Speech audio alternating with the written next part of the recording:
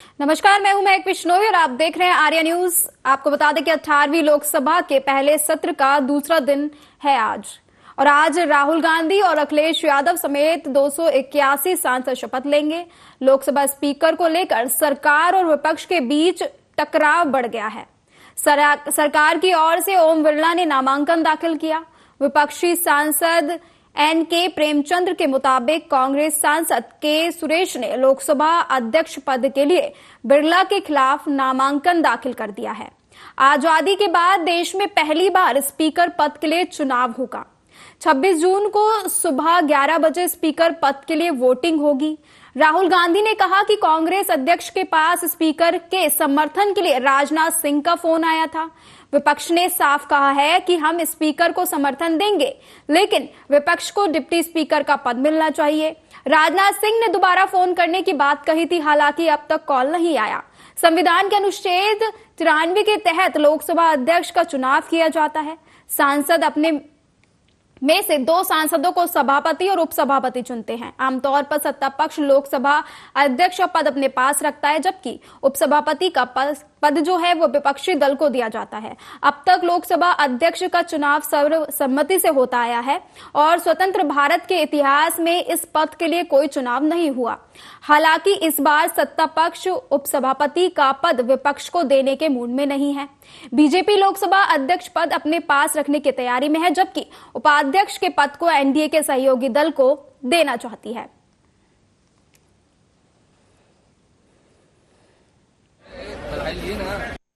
आज अखबार में लिखा है कि प्रधानमंत्री ने कहा है कि ऑपोजिशन को कंस्ट्रक्टिवली सरकार के साथ कोऑपरेट करना चाहिए। ऑपोजिशन ने क्लियरली कहा है, राजनाथ सिंह जी का खारगे जी को फोन आया।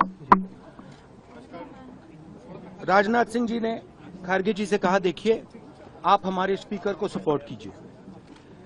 ऑपोजिशन, पूरी ऑपोजिशन ने कहा है, हमने सबसे बात की है, पूरे ऑपोजिशन ने कहा है कि हम स्पीकर को सपोर्ट करेंगे, मगर कन्वेंशन ये है कि डेप्यूटी स्पीकर ऑपोजिशन को मिलना चाहिए।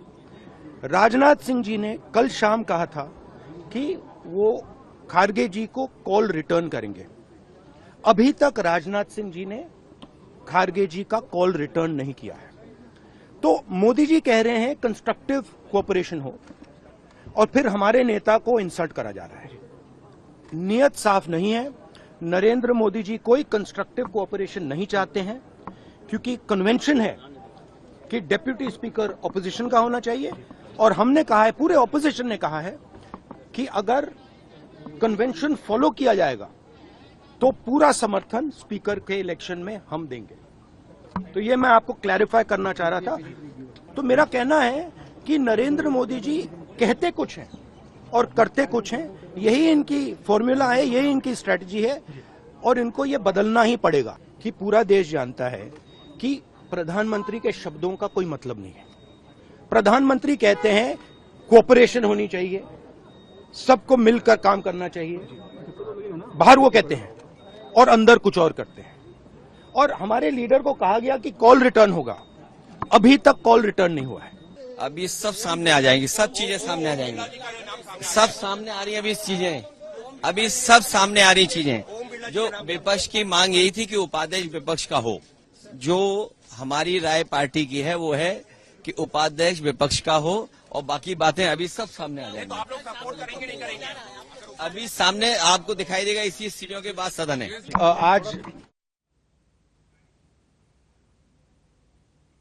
और तमाम जानकारी के लिए हमारे साथ पुष्पेंद्र जो है न्यूज रूम से लाइव जुड़ गए। पुष्पेंद्र, देखिए इतिहास में पहली बार ऐसा देखने को मिल रहा है कि इस बार विपक्ष ने भी अपने जो है स्पीकर पद के लिए उम्मीदवार की घोषणा की है।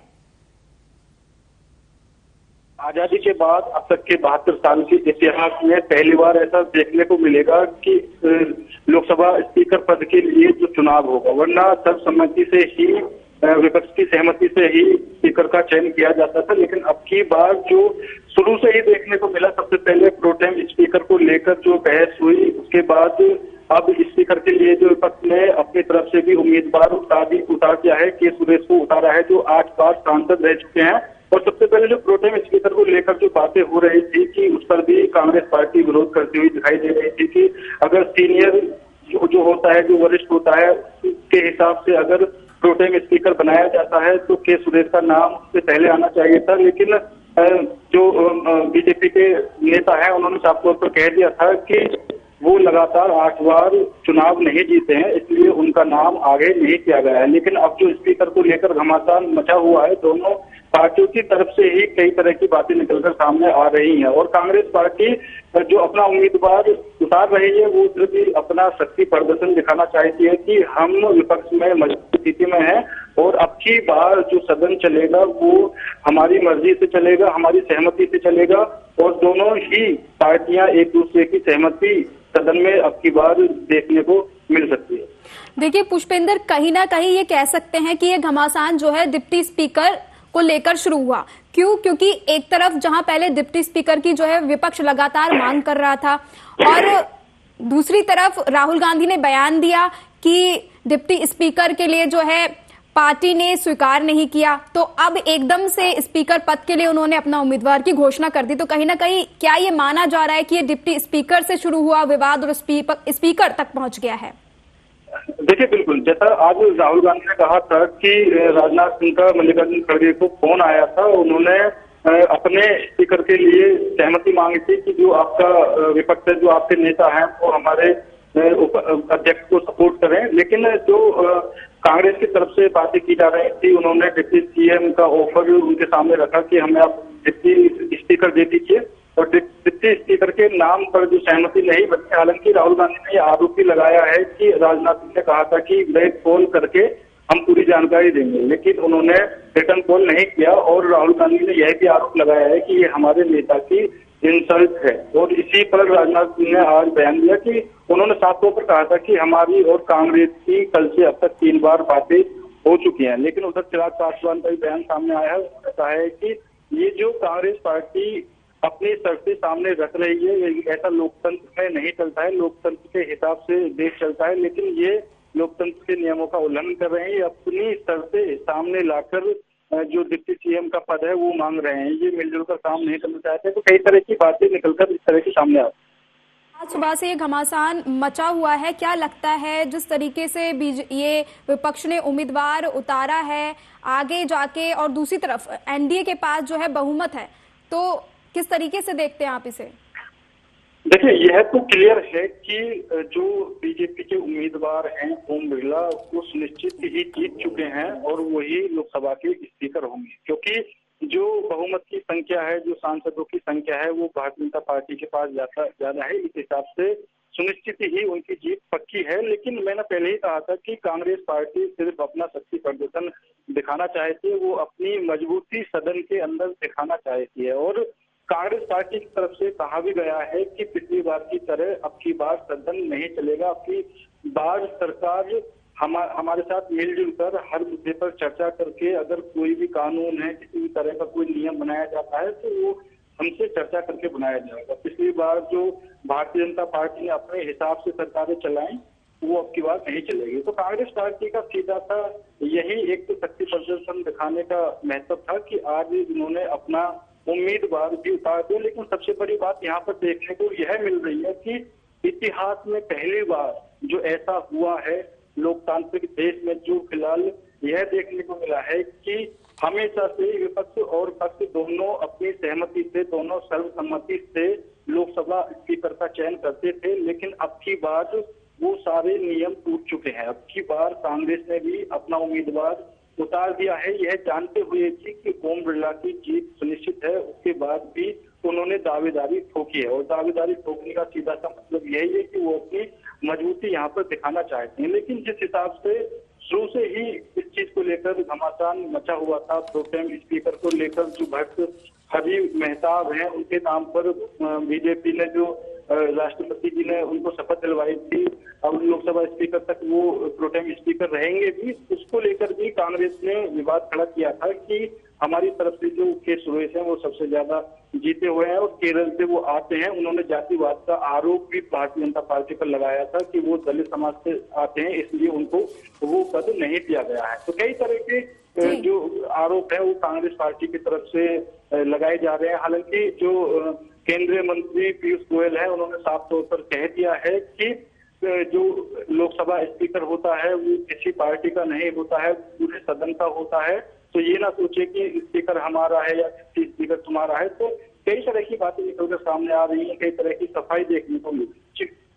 देखिए, अगर पुष्पेंद्र परंपरा की बात की जाए तो ये देखा जाता है कि हमेशा से डिप्टी स्पीकर जो है वो विपक्षी दल का होता है, लेकिन 2019 में ऐसा नहीं हुआ और अब फिर से जो है डिप्टी स्पीकर की मांग की गई थी। तो क्या लगता है ये पूरी जो कड़ी जुड़कर आ रही है वो डिप्टी स्पीकर से जुड़ी हुई है, जबकि कल भी जो है प्रोटेम स्पीकर को लेकर विवाद हुआ था और सदन के बाहर जो है प्रदर्शन भी किया गया था।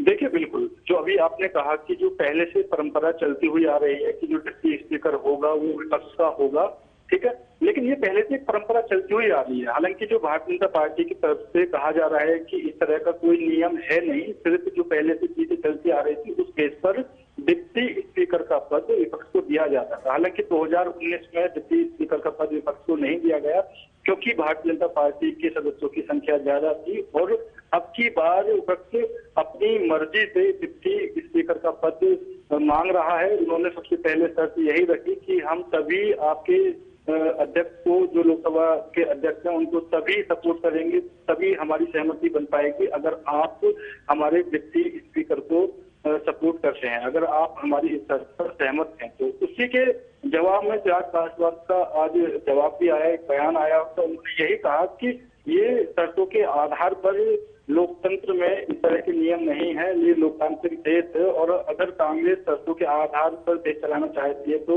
ये कहीं भी सही नहीं। देखिए पुष्पेंद्र, जो है जब से ये मुद्दा उठा है तब से विपक्षी पार्टी के तमाम जो है आरोप लग रहे हैं और बयान सामने आ रहे हैं। तो वही राहुल गांधी ये कह रहे हैं कि मोदी जी कहते कुछ है और करते कुछ है।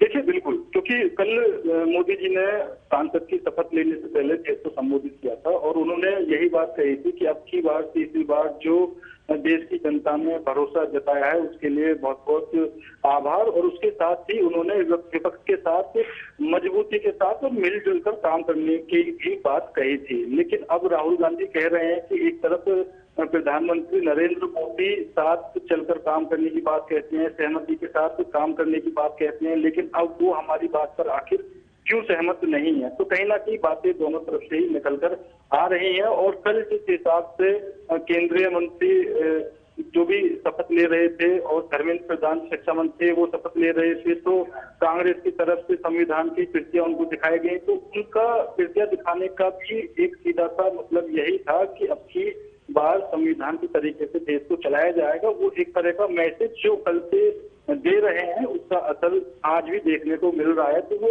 हर चीज पर कांग्रेस पार्टी फिलहाल न्यूट्रल होती हुई नजर आ रही है और वो एक तरफा बीजेपी के सामने अपना उम्मीदवार उतारते हुए नजर आ रही है। तो कह सकते हैं कि कांग्रेस पार्टी अब की बार सिर्फ यही साबित करना चाहती है कि सदन के अंदर विपक्ष की संख्या काफी है और सदन के अंदर विपक्ष काफी ज्यादा मजबूत।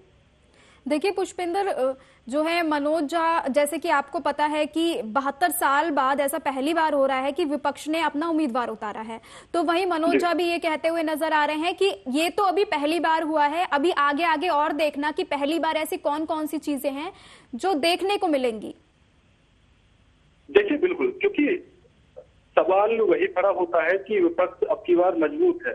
तो पहले जो सरकार थी वो एनडीए की सरकार में और भारतीय जनता पार्टी को पूर्ण बहुमत था पिछली बार, वो अपने तरीके से कई चीजें कर चुकी थी। जैसे अगर हम कृषि कानून की बात करें, हम अग्निवीर योजना की बात करें, अब गठबंधन की सरकार है तो सबसे पहले अग्निवीर योजना में ही तब्दील की गई। तो उनका भी कहना कहीं ना कहीं सही है कि अब की बार कई बदलाव देखने को मिलेगा, अब की बार काफी तब्दीलें देखने को मिलेगी, अब की बार किस तरह से देश चलेगा उसमें मिलजुल कर जो काम किया जाता है उसमें भी काफी चीजें देखने को मिलेंगी। पिछली बार जो भारतीय जनता पार्टी कृषि कानून को लेकर बैकफुट पर आ रही थी, अब अग्निवीर योजना को लेकर भी जो उसने बदलाव किए उसमें और क्या कुछ बदलाव हो सकता है उसमें भी अभी किया जाएगा। और ये बातें तो सारी उनके जो सहयोगी हैं, जो गठबंधन में उनके दल हैं, उनके खुद में ही ये सारी चीजें तब्दील करवाई है और उन्होंने खुद ही बदलाव करवाया है। अभी तो विपक्ष की मांगे सामने आए भी नहीं है, तो विपक्ष अपने तरीके से भी काफी चीजों में बदलाव करवाने की मुहिम छेड़ेगा जरूर, क्योंकि अभी जो संबोधन आगे सदन में होना है, अभी जो प्रधानमंत्री जी का धन्यवाद प्रस्ताव था उस पर जो बहस होनी है, उस पर भी कांग्रेस पार्टी कई तरह के मुद्दे उठा सकती है। लास्ट के दिन राष्ट्रपति जी का भी अभिभाषण हो रहा है, उसके बाद भी जो कांग्रेस पार्टी हुई कई तरह के मुद्दे उठा सकती है।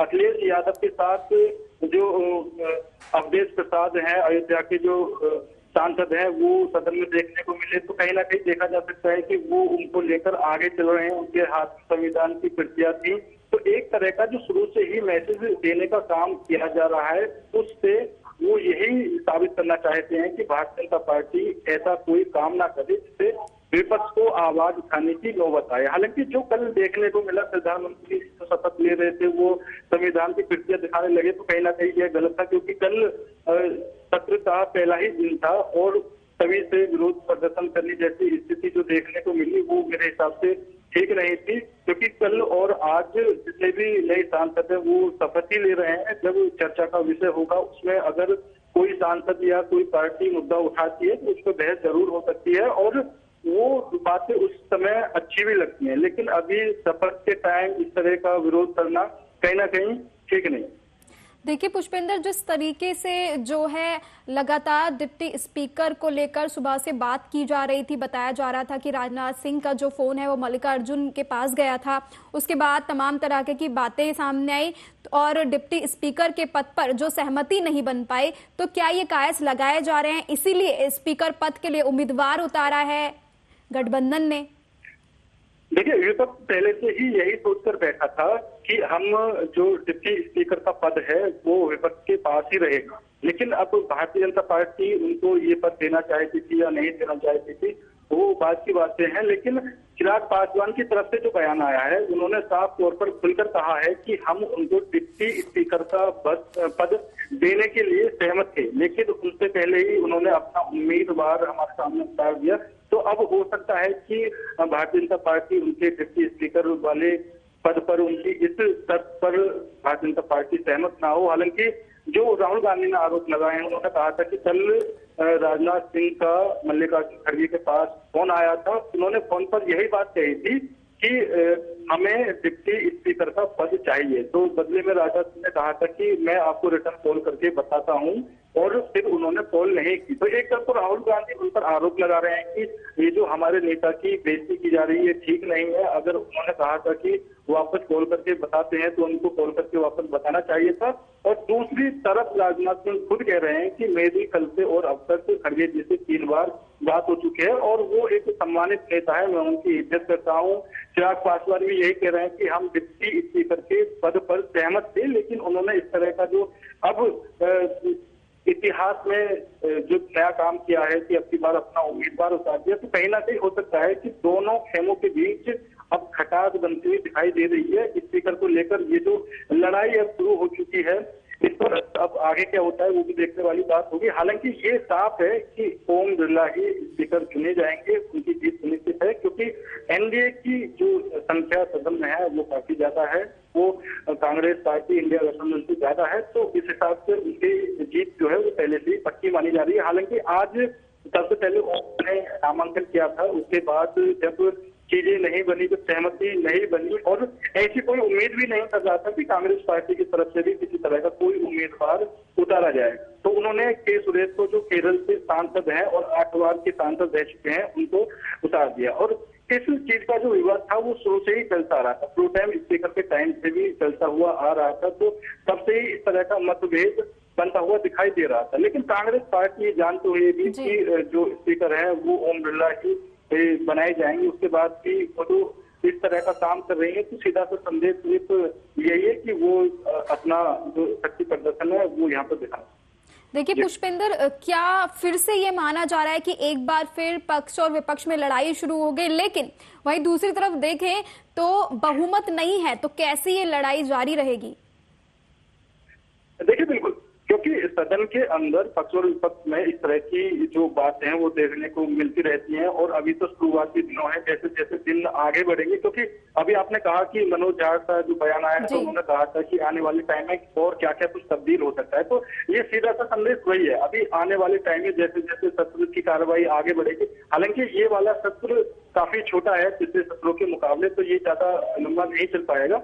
उसके आगे जो सत्र शुरू होगा उसमें जो प्रस्ताव पास किए जाएंगे, जो उसमें प्रस्ताव सामने रखे जाएंगे, उस पर जो चर्चा होगी, उन विषयों पर जो बहस देखने को मिलेगी, उनके मायने देश के सामने काफी अलग होंगे। क्योंकि कई बातें ऐसी हो सकती हैं जिनसे विपक्ष उनके प्रस्ताव को लेकर खुश ना हो, और कुछ योजनाएं, कुछ प्रस्ताव ऐसे हो सकते हैं जो विपक्ष ने अभी से अपने मन में बैठाए हुए हैं, उन्होंने लिखित में वो चीजें बनाई हुई हो। जैसे क्योंकि जब लोकसभा चुनाव का रिजल्ट आया था तो रिजल्ट के दिन ही प्रधानमंत्री नरेंद्र मोदी ने अपने नेताओं के साथ मीटिंग की थी, और उन्होंने उसी दिन कहा था कि हम अभी से 100 दिन का जो प्लान है वो कर रहे हैं, आने वाले टाइम में किस तरह का रोड मैप होगा वो हम अभी से बना लेते हैं। और ये बात है जिस दिन लास्ट चरण का चुनाव होना था, तो तभी से उन्होंने पहले प्लानिंग पूरी कर ली थी। और उसी हिसाब से अगर प्रधानमंत्री नरेंद्र मोदी ने अपने तरीके से अपनी टीम की प्लानिंग की हुई थी, तो कांग्रेस पार्टी ने भी,